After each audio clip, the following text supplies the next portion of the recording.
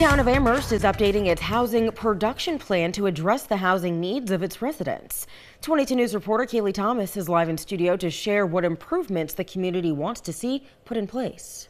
Sierra, tonight an open house allowed community members to share their concerns and ideas when it comes to housing. Those were taken into consideration tonight by town officials. Right now, there's a pretty tight housing crunch in Amherst like there is around the region, in the state, and the country. The town of Amherst is looking to update its housing production plan to chart a path toward addressing the housing needs of low and moderate income people who live in town.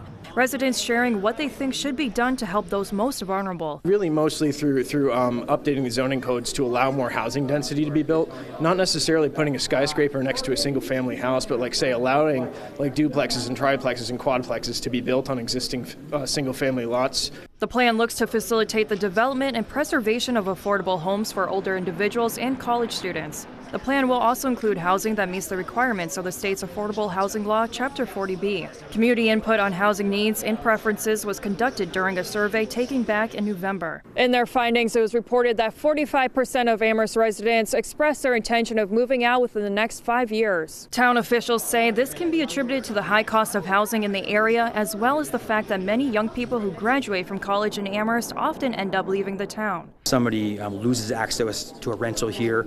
More often than not, they're going to end up someplace else in another community in the valley, and we'd like to give them an option to stay here. The town is looking to include the following in its plan: creating housing with a mix of price ranges, encouraging more housing options, choices, types across town, and helping people stay in their current housing and community as they age.